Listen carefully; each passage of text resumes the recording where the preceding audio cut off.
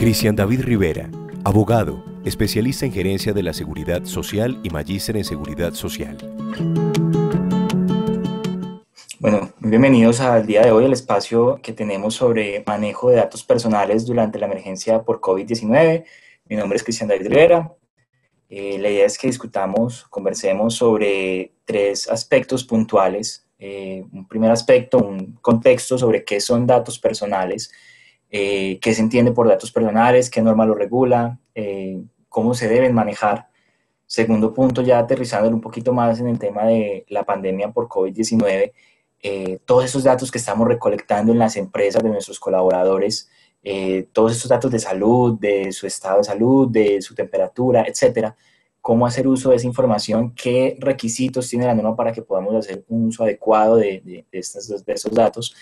Y en tercera medida, que miremos un poco lo que es también el uso de los datos de los clientes. También en medio de la pandemia se han recogido mucha información de clientes, ver algunas recomendaciones que ha dado la Superintendencia de Industria y Comercio, que es la autoridad que a nivel nacional vigila el cumplimiento de este tema de protección de datos personales, sobre este tema de manejar datos de clientes en virtud de la pandemia.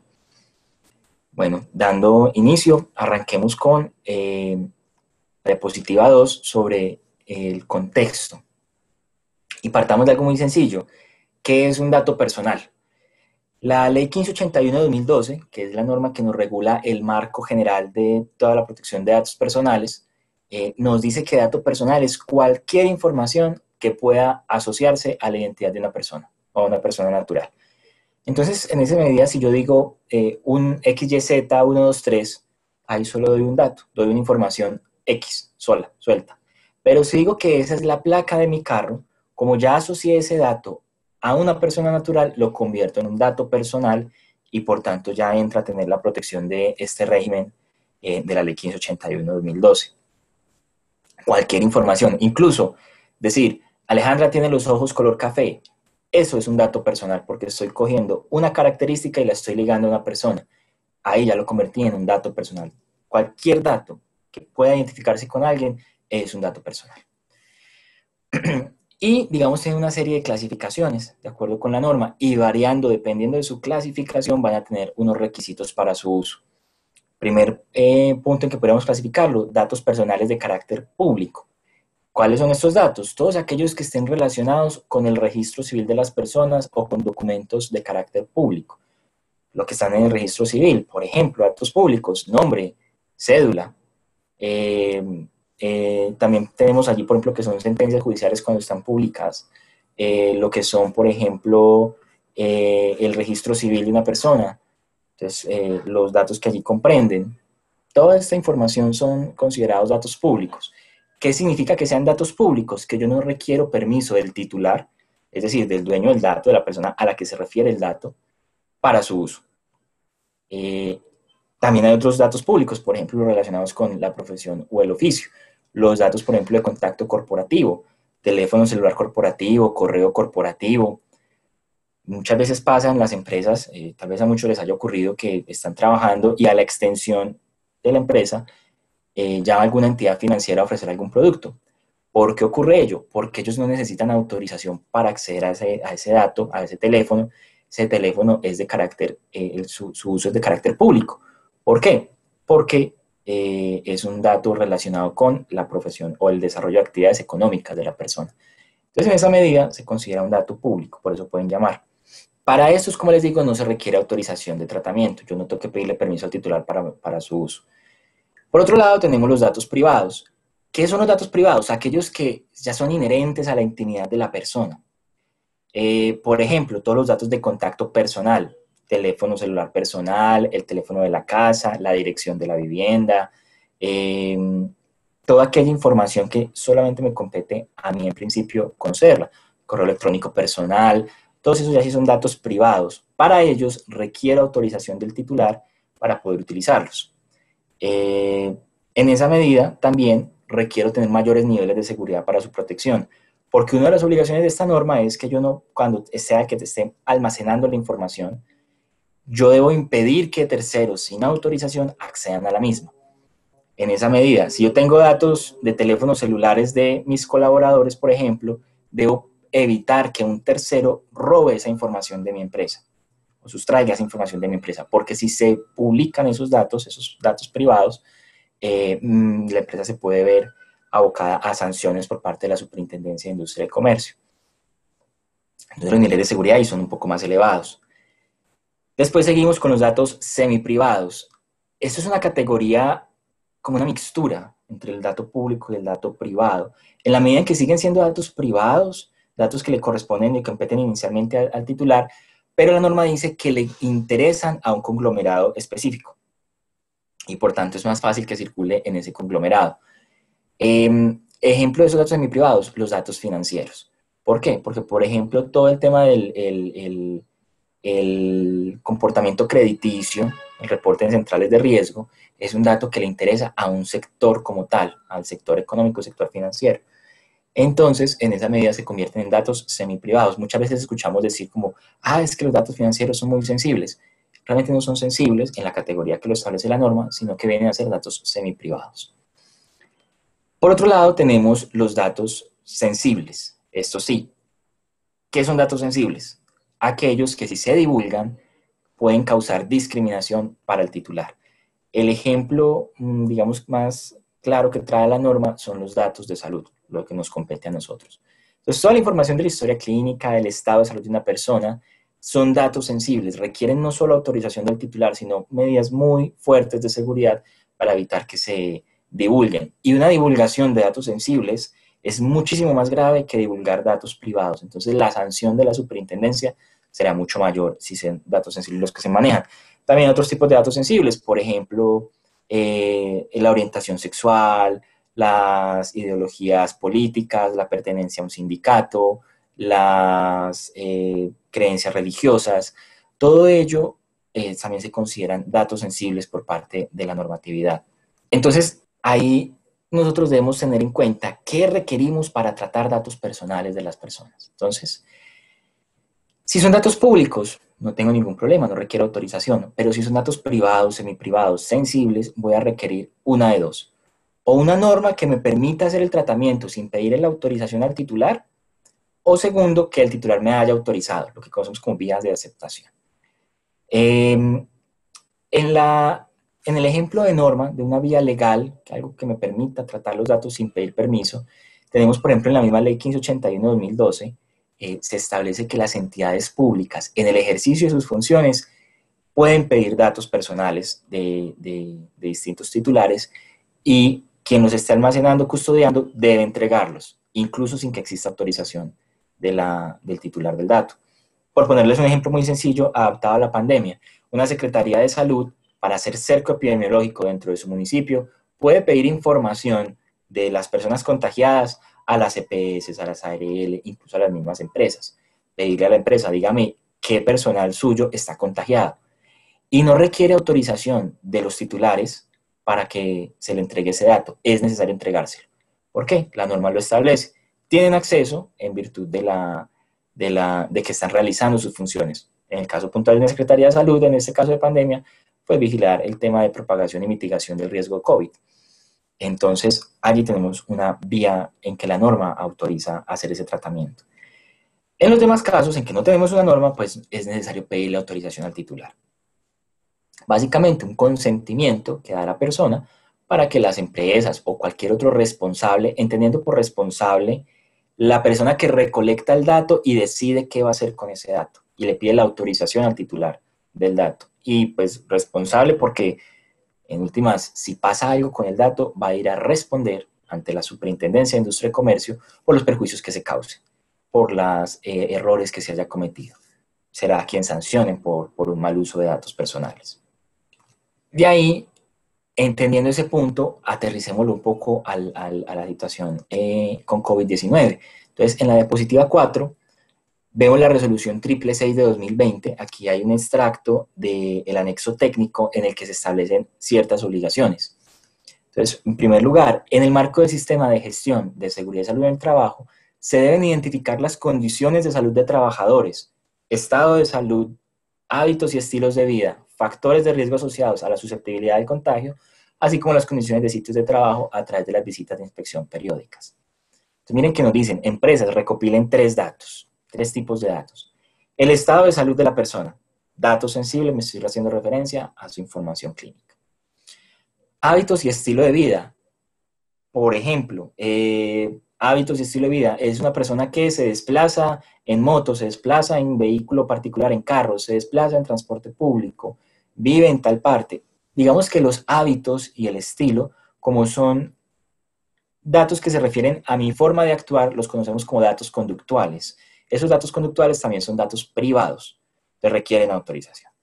Y factores de riesgo asociados a la susceptibilidad del contagio. Entonces, ya sabemos hoy en día que hay una serie de patologías que hacen puntualmente vulnerables a las personas a COVID. Una hipertensión, diabetes, sobrepeso, temas respiratorios como el asma, algunas patologías autoinmunes, etc. Ciertas enfermedades que hacen que la persona sea más susceptible a efectos graves del COVID-19, por tanto los conocemos como población de riesgo y se deben hacer una gestión específica. Entonces, en esa medida es necesario conocer para la empresa esa información, pero eso también viene a ser datos de salud, es un historial clínico de la persona. Es que la persona venga y nos diga, tengo estas enfermedades, ¿sí? Eso nos dice la resolución que debemos conocer, pero vean que son 3 datos, 2 sensibles y 1 privado, que, como lo dijimos ahorita, van a requerir autorización del trabajador para que sean conocidas y tratadas por la empresa.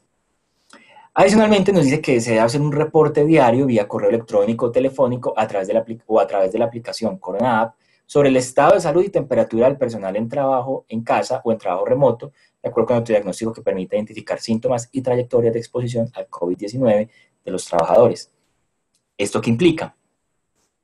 Si estamos, por ejemplo, en trabajo en casa, pues la persona tiene que tomarles la temperatura y enviarle ese dato a la empresa. Temperatura, un dato de salud. Entonces también un dato sensible. Y por ejemplo, si estamos dentro de las instalaciones de la empresa, la misma norma nos indica, está prohibido ingresar con síntomas de fiebre, con temperatura elevada. Entonces hay que hacer toma de temperatura al ingreso.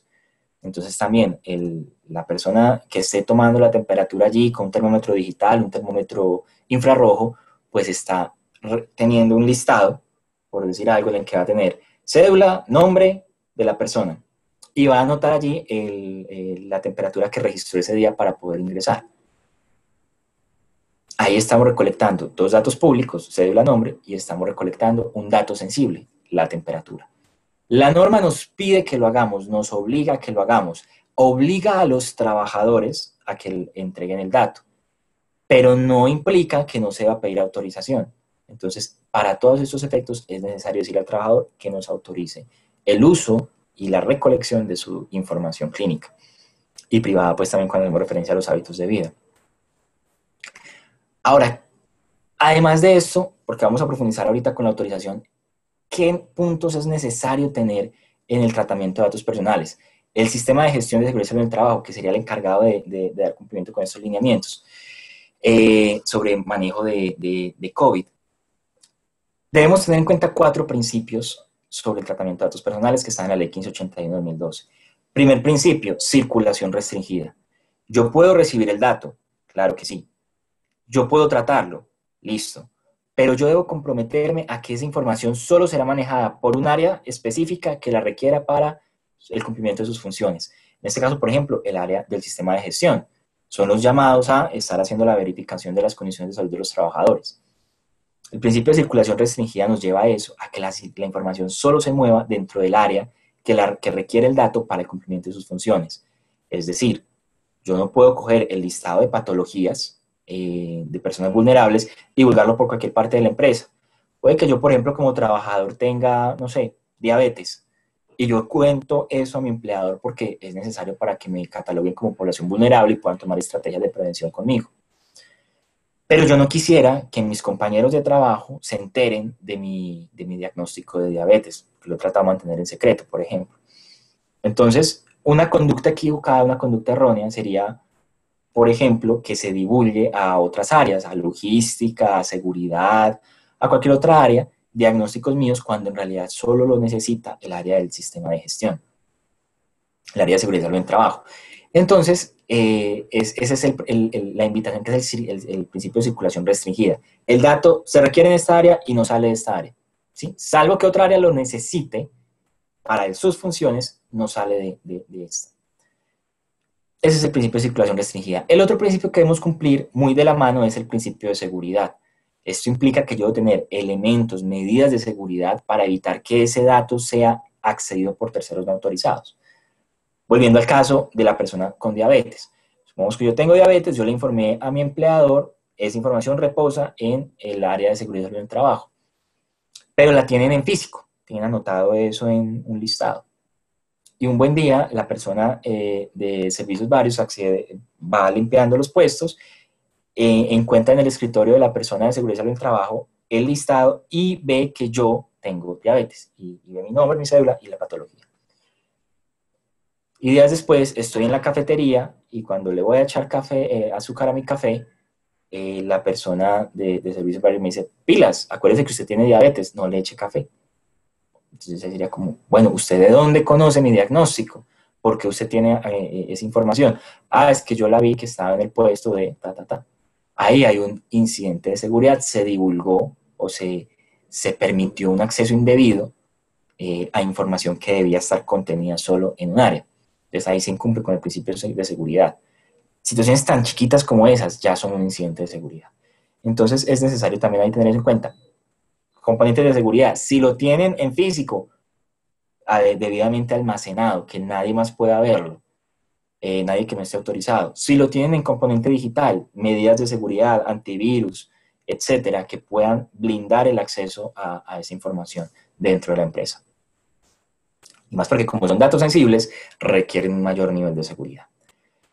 Principio de finalidad.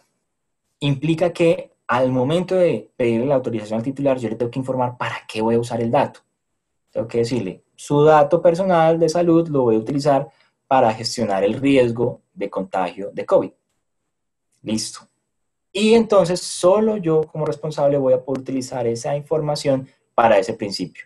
Si yo le digo, voy a utilizar su dato para hacer prevención de COVID, pues yo no puedo después coger esa información y pasársela a un aliado comercial, porque ahí estoy incumpliendo el principio de finalidad. Yo pedí autorización para una cosa, no puedo usarla para algo diferente.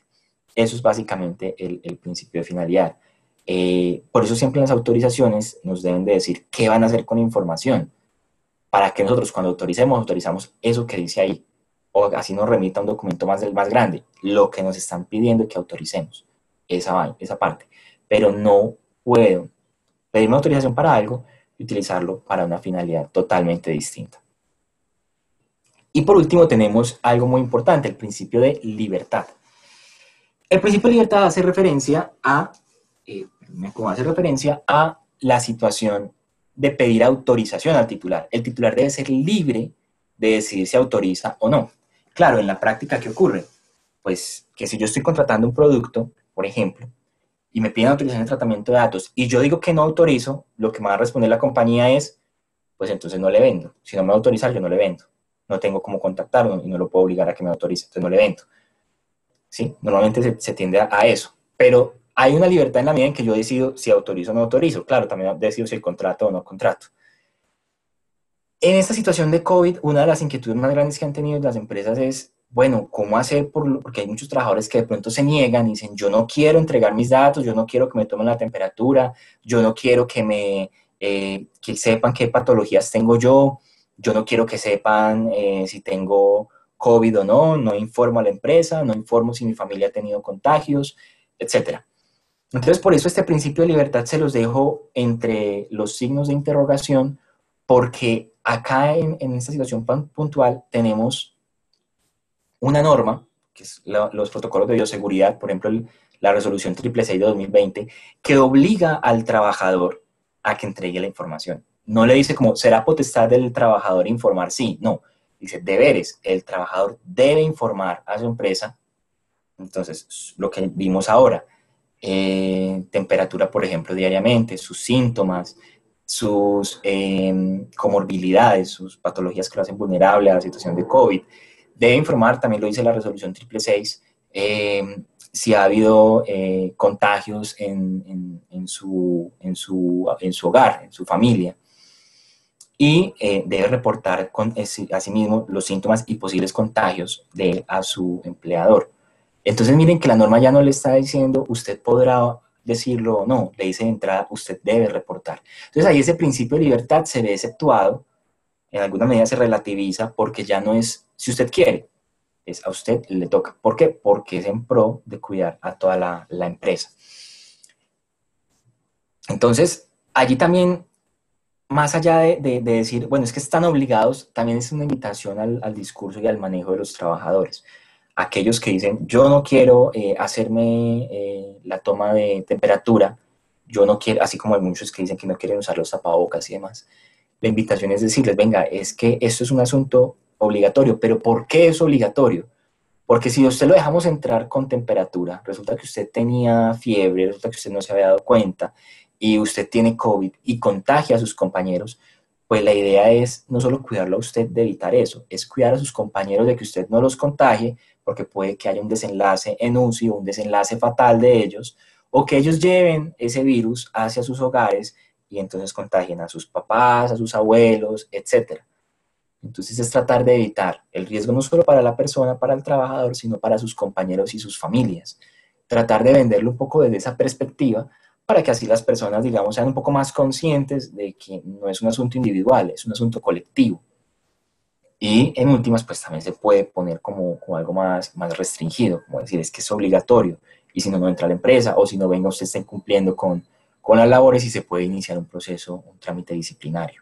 Ahora, lo que vamos a ver es, dentro de este manejo de datos personales, cuáles son las autorizaciones o cómo es la autorización que debemos tener para el tratamiento de datos. Entonces, por decir algo, la norma, la ley 1581-2012 nos dice en el artículo 12 qué requisitos debe tener la autorización de datos personales para que sea válida. No tienen que ser autorizaciones de 2 páginas gigantes, no. Pero tampoco pueden ser autorizaciones demasiado escuetas. Alguna vez a mí me pasó, por ejemplo, que estaba haciendo una llamada a una entidad y lo que me dijeron fue autoriza el tratamiento de datos de conformidad con la ley 1581-2012. Eso no es una autorización, porque ahí están incumpliendo con todos los requisitos que establece la norma que deben tener. ¿Cuáles son los requisitos? Es muy sencillo. Primero, identificación del responsable del tratamiento, ¿sí? Es decir, estoy autorizando a mi empresa tal y el nombre de la empresa. Segundo, finalidades con las cuales se realizará el tratamiento. ¿Para qué voy a usar el dato? Algo muy sencillo también. Y aquí hay una recomendación y es mencionar expresamente la resolución 666 o la norma o el protocolo de bioseguridad del sector, para dar a entender que esto es en virtud de esa normatividad que se está recolectando la información y así que sea, digamos, obligatorio el uso. Y tercero, indicar qué derechos le asisten al titular del dato. ¿Que cuáles son? Son 4. Actualizar sus datos, rectificar su información, conocer qué datos tengo de él y suprimir su información cuando sea procedente. Un truco mnemotécnico, uno lo conoce como los derechos ARCS. Hay que informarle al titular, hay que decirle, usted tiene esos 4 derechos. Entonces uno puede construir una autorización y no tiene que ser muy larga, puede ser cortica, puede ser, aquí les traigo un ejemplo chiquito. Autorizo a Pepito Pérez, nombre de la empresa, el tratamiento de mis datos personales, incluyendo los datos de salud que son sensibles, esto es necesario siempre colocarlo también, para que de acuerdo con lo establecido en la resolución 666 de 2020, mencionar la norma, realice todas las actuaciones necesarias para prevenir y o mitigar el riesgo de contagio de COVID-19. Ahí dije la finalidad. De conformidad con la política de protección de datos disponible y decir, pues todas las empresas deben contar con una política de protección de datos personales. Hay que indicar en dónde se puede consultar, si se consulta en una cartelera, en el portal web de la entidad, si se consulta por correo electrónico, decir dónde está disponible. Y podrían colocar allí, esto es más a modo de sugerencia, una política de datos personales disponible en tal parte, donde se encuentran los canales para que ejerzan los derechos a conocer, rectificar, actualizar, rectificar, conocer y suprimir la información cuando ello sea procedente. Y listo. Ahí tienen una autorización de tratamiento de datos. Identifiqué el titular, dije cuáles eran las finalidades, mencioné la norma y dije cuáles eran los derechos que tiene la persona y por qué medio los pueden utilizar. No establezco directamente a través del correo tal, no, pero le digo en dónde puede consultar esos medios que tiene para acceder a ejercer esos derechos. Es muy importante también tener en cuenta, cuando vean si revisan el artículo 12, allí se establece también un cuarto requisito, que aquí no lo puse, y es indicar que cuando el tratamiento verse o se trate de datos sensibles es voluntario. ¿Por qué no lo estoy colocando acá? Porque como les dije, eso hace referencia al principio de libertad. Pero ya que tenemos una resolución, en este caso la 666 de 2020, que es la general de bioseguridad o la sectorial que ustedes manejen, que indica que el trabajador debe entregar esa información, pues no tiene mucho sentido decirle que es un tema voluntario y libre frente a los datos sensibles, cuando ya la norma le está diciendo usted tiene que entregarlo. Entonces, por eso allí no incorporó ese punto en la autorización, sí, pero por eso mismo es importante mencionar cuál es la norma que va a hacer efectiva esa obligación, ¿sí? Que establece esa obligación, para ya yo poder quitar el tema de es voluntario. Con eso tendrían ya el cubrimiento de una autorización. Entonces, al ingreso, una sola vez, basta con que una sola vez se le pida la autorización al trabajador y diga, nos autoriza que hagamos la recolección de sus síntomas diarios. Listo. Y no tiene que ser en un documento que firme aparte, puede ser que nos firmen una planilla con la autorización en la parte de abajo. Ya, quedaron listos. Puede ser que se coloquen los contratos de trabajo, puede ser que en otro sí. Basta con que yo tenga, y eso sí debo conservar, prueba de que el trabajador me autorizó. Por eso, por ejemplo, una planilla en la que todos los trabajadores marquen nombres, cédula y su firma, y abajo está el texto de autorización. Listo, con eso ya tengo yo la forma de blindarme frente a este punto. Ahora, hay otros temas también que interesan a las empresas en este momento, y es, por ejemplo, el acceso a los resultados de la prueba COVID. Muchas veces se tiene la inquietud de, bueno, necesitamos saber si el trabajador sale positivo o sale negativo para la prueba COVID para poder rápidamente tomar las acciones dentro de la empresa y hacer el cerco epidemiológico y demás. Y en algunos casos, pues las empresas dicen, no, venga, no es, digamos, no se logra rápidamente que el trabajador informe, o algunos trabajadores de pronto no informan a tiempo, entonces es mejor acudir directamente a la fuente, poder llegar a la EPS o a la ARL y decirles, entréguenos la información, el resultado, sea positivo o sea negativo de este trabajador, en aras pues de hacer todo el cerco epidemiológico y poder hacer una protección dentro de la empresa. Ahora, el problema con este tema es que el resultado de la prueba COVID, al tratarse de información de salud, pues también se convierte en un dato sensible y por tanto está protegido por la Ley 1581 de 2012. Hasta el momento no tenemos una norma que nos diga que autoriza a las EPS o a las ARLs o en sí a los prestadores de servicios de salud, que son los que hacen las pruebas, las IPS, a entregarle esos resultados de esas pruebas, positiva o negativa, a los empleadores. Entonces, aunque esto es una herramienta muy valiosa para la prevención de contagio, y aunque pues se quisiera muchas veces tener este acceso a esta información, pues ya que la norma no permite tener ese acceso así directamente, ¿cuál es la otra herramienta que nos queda? La autorización directa del trabajador. Entonces, será necesario, para tener acceso a estos datos, contar con la autorización del trabajador para poder ir a pedirlos.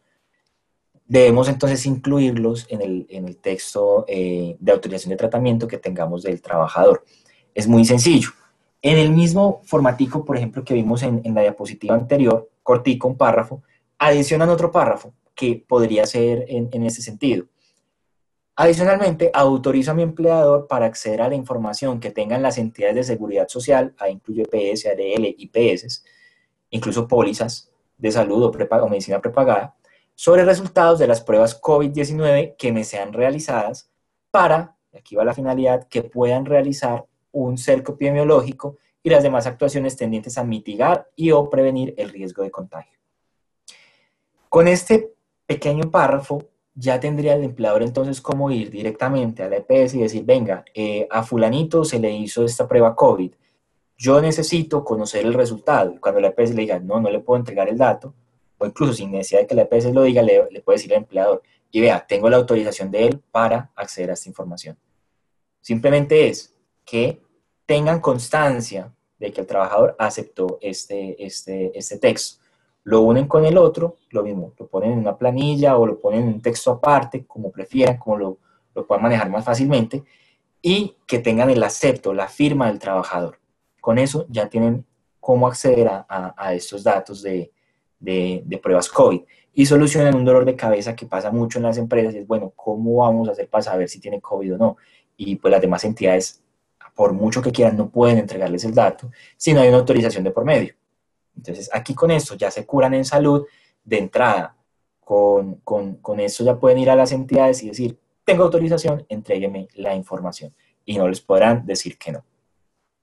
Y así se ahorra pues como todo ese trámite. Entonces, recapitulando hasta allí, para manejo de datos personales por COVID con los colaboradores, importante tener autorización del trabajador, una autorización que cumpla con todos los requisitos que tiene la Ley 1581-2012, cumplir con los principios de circulación restringida, de seguridad y de finalidad, utilizar ese dato solo para lo que le estoy pidiendo al trabajador que me autorice. Claro, en la autorización ustedes podrían colocar otras finalidades. Lo que pasa es que la finalidad que se es obligatoria es la de la resolución 666, es hacer el cerco epidemiológico. Si ustedes quieren incluir otras más, pueden hacerlo, pero entonces ahí sí tendrían que darle la posibilidad al trabajador de que diga si sí o si no. Entonces ahí se enreda un poquito, ¿sí? Si ustedes quieren adicionalmente ofrecerle servicios, ofrecerle productos, compartir los datos de ellos con un tercero, etcétera, podrían colocarlo en la autorización, pero entonces ya ahí sí dan cabida al principio de libertad y entonces ya tendrían que permitirle al trabajador decir si sí o si no. Entonces es donde se puede volver más complejo. Por eso es mejor en la de resolución triple dejarlo solito, así. Ahora, deben cumplir entonces también con esos principios que les decía, y si quieren acceder al dato de los resultados de pruebas COVID, también incluirlo. Muy sencillo, el párrafo que les estoy mencionando en esta diapositiva 7, incluirlo en la autorización y con eso ya podrían acceder directamente a la información. Así se hace un buen manejo de los datos personales, se cumplen con las medidas, se cumplen con los requisitos legales, se evitan dolores de cabeza como organización. Y por último, hablemos del tratamiento de datos de los clientes. Entonces, también ocurre mucho que cuando hay establecimientos abiertos para que los clientes asistan, para la compra de productos, etcétera, o la asesoría, pues se les debe pedir ciertos datos para el ingreso, tomar la temperatura y demás. Entonces yo le pido nombre, cédula, datos públicos, le pido un teléfono de contacto por si pasa algo y necesito comunicarme con él para avisarle que hubo un contagio y que de pronto él puede estar expuesto. Entonces ese teléfono personal, privado, va a ser dato privado, pues. Y deba tomar temperatura, dato de salud. Entonces recolecto datos públicos, datos privados y datos sensibles. ¿Qué tendré yo que hacer también? Informar al titular del dato, a ese cliente, y pedirle la autorización. No tiene que ser tampoco, porque, pues, no entienden, ¿no? Que cada vez que uno vaya a entrar a un establecimiento lo pongan a diligenciar pues se vuelve muy complejo, un documento aparte, y que la empresa guarde cada documento de las personas que ingresaron. Podría ser dentro de las mismas listas que normalmente se utilizan, no he visto que se utilizan mucho, pues listados largos en los que van ingresando los nombres, abajito el texto de autorización. Listo, con eso cumplen con el requisito, están informando. Y ahí hay que tener en cuenta algo muy puntual y es la Superintendencia de Industria y Comercio, como la autoridad en temas de datos personales, expidió la circular 08 de 2020.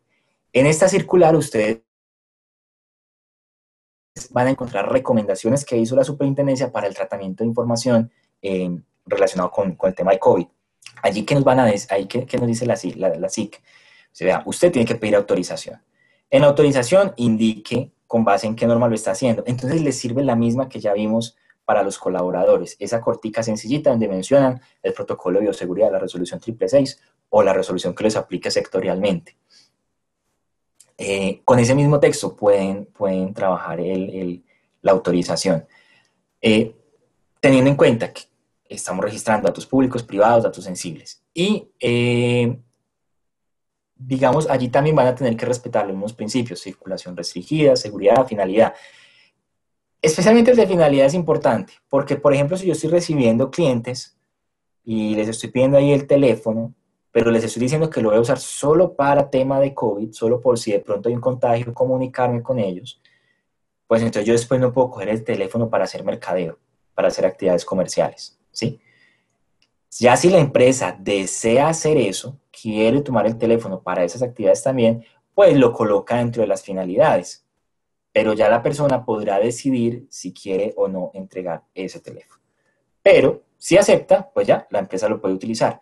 La SIC en esta circular 08 es muy enfática en que se utilicen solo para los temas de COVID-19, pero hay que entender cuál es la finalidad de esta circular. Pues que la finalidad circular está referida al tema COVID, ¿sí? Por eso dice, se debe pedir autorización solo para tema COVID, porque está enmarcada en eso. Pero esa circular no significa que yo no pueda en ese mismo momento pedir autorización para otras cosas. ¿Qué es importante? Que anuncie al titular para que él me autorice esa finalidad. Si no lo hago, pues entonces me quedo solamente con tema COVID.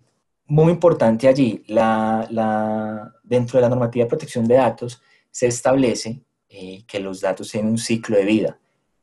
Inician en una recolección que hace el responsable del dato, se hace un tratamiento y cuando ya no es necesario seguir con el tratamiento, se hace una disposición final, se elimina el dato. Normalmente las empresas y todos los responsables deben de tener ese ciclo de vida establecido dentro de su proceso interno de protección de datos personales. En esta circular 08 de la SIC, ellos se adelantan y dicen, y el ciclo de vida del dato termina cuando ya terminen las razones o los motivos de hacer control de esos datos por pandemia. Entonces, es decir, el día en que se termine la pandemia, el día en que ya no sea necesario seguir como con los controles de COVID, pues esos datos no se pueden volver a utilizar. Eso dice la circular. ¿Por qué? Porque, vuelvo y lo digo, lo circunscribe a las resoluciones de los protocolos de bioseguridad. Si se termina la pandemia, pues ya los protocolos no son necesarios, pues ya no hay contagio COVID, pues ya no es necesario usar esta información, ¿sí? Entonces ahí la SIC dice, ya, ahí se tiene que dejar de utilizarla. Por eso es importante, si quieren darle un uso comercial, que de una vez lo aclaren para que puedan conservar el uso de estos datos porque hay autorización del titular y porque tienen esa finalidad establecida, pueden salir de allí. De lo contrario, terminada la pandemia, termina el uso de esta información y se suprimen. Entonces, todos esos listados donde están los teléfonos, la dirección, etcétera. Si ustedes lo circunscribieron solo a COVID, no podrán utilizarlo para nada más y terminada la pandemia, deben suprimir esa información. Básicamente todo esto es para concluir que un adecuado manejo de la información le evita dolores de cabeza a la empresa, dolores de cabeza frente a las autoridades, como la Superintendencia de Industria y Comercio, frente a los mismos colaboradores que de pronto consideren que sea abusivo pedirles información. Si uno hace la campaña adecuadamente, desde un lenguaje propositivo, indicándoles que esto no es por protección individual, sino de sus compañeros, de las familias de sus compañeros, puede también curarse en salud frente a los mismos colaboradores. Y frente a los clientes, también saber cómo hacer uso de los datos que ellos nos están entregando, hasta dónde puede la empresa llegar en ese uso de la información. Un adecuado manejo, un adecuado sistema, una buena autorización, cumplimiento de principios, hace que todo funcione adecuadamente y evitan inconvenientes a futuro. Eso era como lo que les quería compartir en este espacio. Mil gracias.